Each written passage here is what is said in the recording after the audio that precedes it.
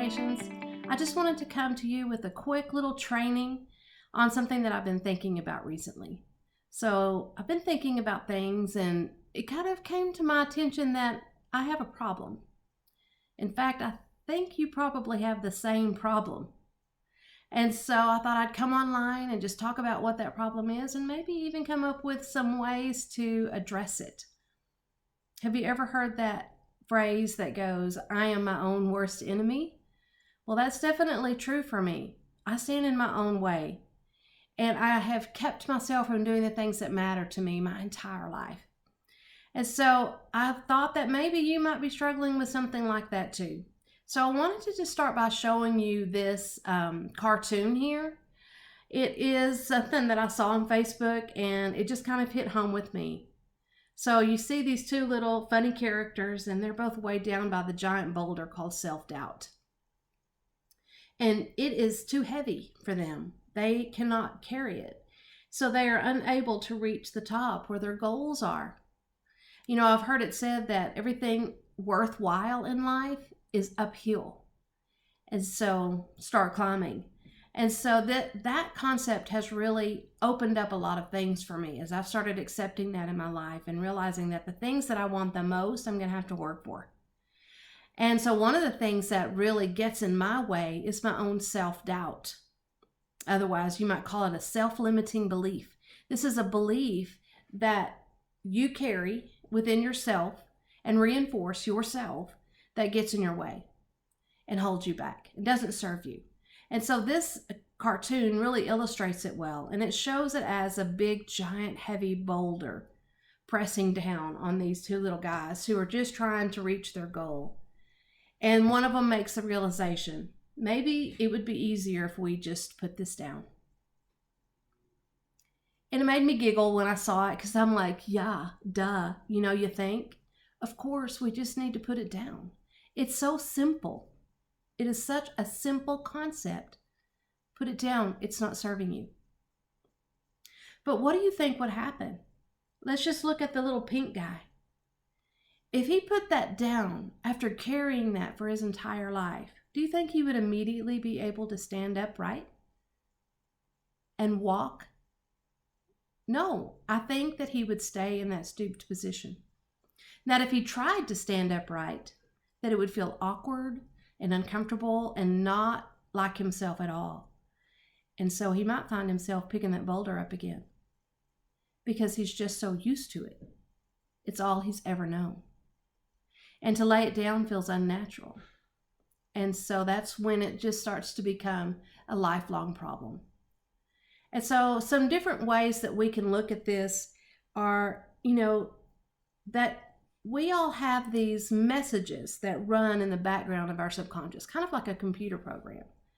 These are messages that we picked up as children, and they are reinforced through our life by our circumstances or by things people say to us or by our failures. And so it reinforces these messages, and it just makes them bigger in our lives and in our experience and our subconscious, and that boulder just gets bigger and bigger and bigger. So some messages that might be, some examples might be something like, I'm just never enough. Or there's never enough. There's never enough money. I go to work. I work hard for my family. It's all I do. And it's still not enough. We still struggle to pay our bills. I can't take my family on vacation. It's never enough. I'm not enough. It doesn't matter what I do. People just aren't happy with me. I'm never enough. Another example might be, nobody loves me. Or in order for me to be valued and loved, I have to be perfect. But I can't be perfect. That's not possible. And so I'm stuck. That's another one. I'm stuck. I'm stuck. I just can't get past this point that I'm in right now. It could be that blessings are for other people, but not really for me. So there are these, everybody has their own unique self-limiting belief that is holding them back, that's keeping them from really achieving their goals, happiness, success, and thriving in their life. Well, the way we say it today is living your best life. Right. So what's your message? What do you think it is? Maybe you have more than one. So I had a message that was holding me back from one of my dreams. And my dream was to write a book. I wanted to write and publish a book. I like to write. I've always liked to write. This isn't anything that was new to me. And I would do some writing. I would write, little opinion pieces. Today we would call them blogs, but I'm old. So this was back before that term was around.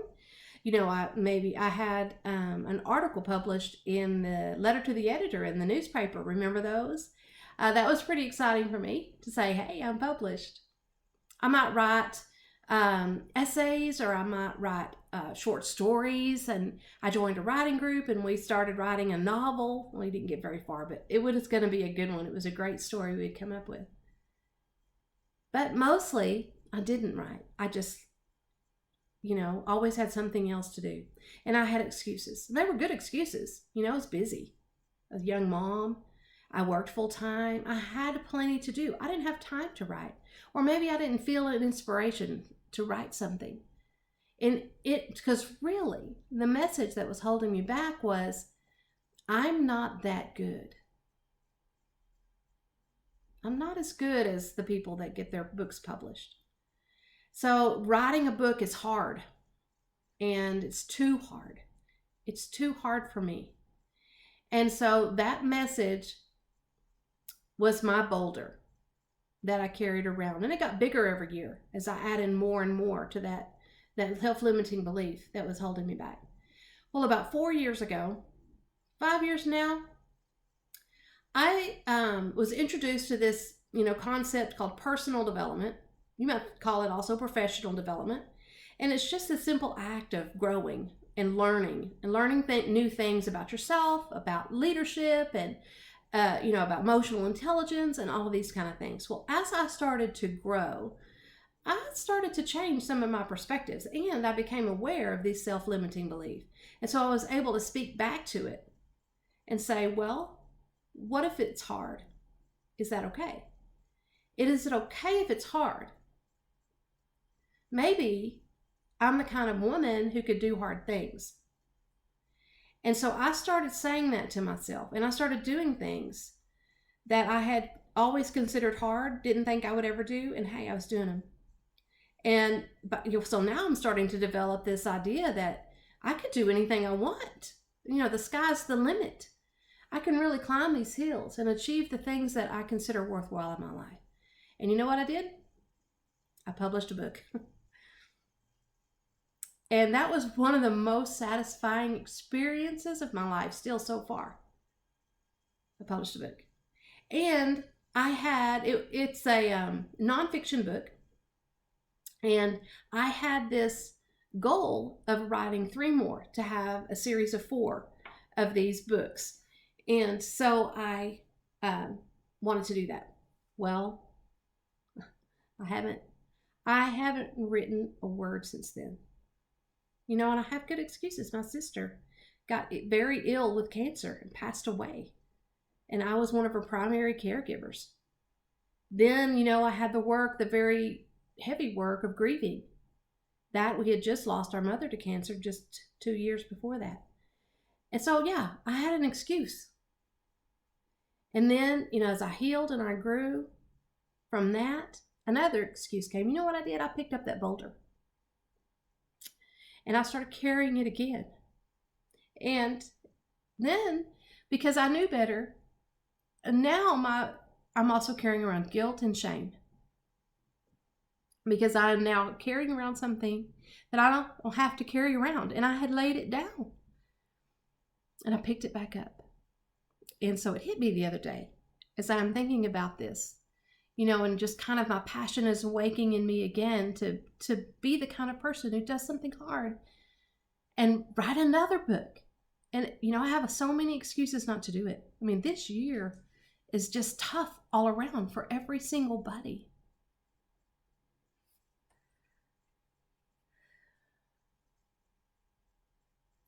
And so, I was talking to my husband about it. and feeling some energy coming back to me in the way of getting back into personal growth, personal development. I call it PD, not position description. Yeah, I had adopted a new meaning to PD when I started working at Tech, but no, my personal development. And I started thinking, that's when my life started thriving. And why did I quit? Why don't I pick it up again? And so I thought, well, I have all these excuses for not writing another book, but what if I just did it anyway? What if I just write that book anyway? And so I still haven't written a word yet, but I'm closer. I'm closer to it. And what I'm doing right now is the work of laying that boulder down again. It's not easy, although it's simple, the simple concept, just put it down. It's not easy to do. In fact, it's difficult. But remember, I'm trying to learn a new self-belief, a self-fulfilling belief that I can do hard things, like put down self-limiting beliefs. And so I'm beginning that work again. It feels pretty good. I do like it. So I wanted to kind of talk to you about your self-limiting belief. What is that message that came to your mind a bit ago as you were thinking and as I started talking? What is that message for you? Bring it to your mind. Psychology Today wrote about this, and so I'm going to share with you some 4 steps that they came up with in order to erase self-limiting beliefs. And so I'm going to put those 4 steps up on the screen as I talk to you about them. So to erase these self-limiting beliefs, there are 4 steps. And again, it looks simple, but that doesn't mean any of this is easy. It's not. It's very complex. Okay. But the first thing you've got to do is be aware of your self-limiting belief. Write it down. So self-awareness is the first step to all growth, because you have to know where you are now and what you're starting with. And so that's obviously where you need to begin, is write down your self-limiting belief, all of them, any that you're aware of. And maybe talk to people that you trust that know you really well. See if you can come up with the truth of it.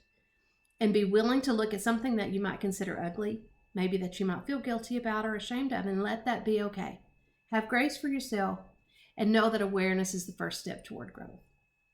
Once you have seen what they are, you have to, understand that there's a difference between beliefs and truth. So you have these self-limiting beliefs that are probably based on something that's not true about you. So just because it is a belief doesn't mean it's based on truth. It's probably not. And so what your second step is to understand that your belief is probably not based on truth. And so you must discover, like a detective, what the truth is. So the truth for me was, I can do hard things. So my self-limiting belief was, I can't do it. It's too hard. The truth is, no, I really can. I really can do it. And so I began to acknowledge the truth. And then step 3 is to try on a different belief. Now, the new belief is the truth, right? It's that truth statement that I can do hard things. In fact, I want to do hard things because that's when I grow. And remember, I've started to really highly value growth. And so I want to choose hard things for me because I can see the value in it. And so I'm trying that belief on. I started trying that belief on when I would talk to my children and trying to teach them that concept. My daughter says, I can't do science fair. I can't talk in front of people, Mom. And I would say, is that the truth? No, because you can, even though it's hard, you can do it. And I started trying on this new belief system. And so that's step 3, is try on this new belief system. Step into it. Lean into it. Visualize yourself living under this new belief. Feel what it would feel like to be that person. And that leads into step 4, which is to take action as though you're already living under that belief. It might still be something that feels foreign to you, like the little character on the cartoon puts down the boulder and still has to walk hunched over. It doesn't feel natural or normal. Give yourself some time in this, but go ahead and lean into that discomfort and know that you will continue to grow, that it won't stay in this new phase. It will eventually become your new comfortable position as you begin to practice and lean into your new self, the new belief that you're now operating under. It's almost like installing an update on your phone, except that the old programming is still there. It's not gone. And so it does continue to be work for a while. Now, it took a long time for the first belief to become so implanted and ingrained in you. And it will take a long time for that belief to be erased. So it takes this hard work. Like I said before, everything worthwhile in life is uphill. It's not going to happen by inertia. You've got to put some energy behind it and be prepared to work at it for a long time. But growth can happen and you can get there. And maybe you will too be able to achieve the thing that has eluded you. Imagine yourself like that. And like I can sit around and think about having that second book published, having the third book published, having my fourth book published, and I can think about having those 4 books sitting on my bookshelf. And even if nobody else reads them, I've done it. I did the work. I did the writing. I did the publishing. And there they are. I went from nothing to something, and I created it all by myself. And I feel the joy that will come when I'm in there. And so that's what I encourage you to do, is imagine it, visualize it, and feel that. Feel what it will feel like, and allow that energy to move you forward toward momentum. Now, if you want to learn more about this, I really highly recommend a book by John Maxwell called No Limits, Blow the Cap Off Your Capacity. And so this is a book about the unlimited capacity that every human being possesses, even you. So pick up this book or get an audio version. There's Kindle versions, there's audio versions, and then of course the print edition you can order from Amazon, or you could get in a bookstore here in town. So you see the cover here on the screen. And so I highly recommend getting this book and read it through. And so hopefully that will be a way for you to carry on and move forward in this journey of erasing negative self-limiting beliefs, laying down those boulders of self-doubt, and creating a new message that you live under. Maxwell said, I'll leave you with this quote where he said, "The greatest mistake that we make is living in constant fear that we will make one." So I say, get out from under that fear. Be prepared to make a mistake. It's okay if you do. Doing hard things is risky, and it gets messy, and that's okay. So that's all I've got today, and I just hope that this teaching was of value to you. If it was, will you let me know? I would love to hear how it impacted you and maybe what your action steps are to move forward. Thanks.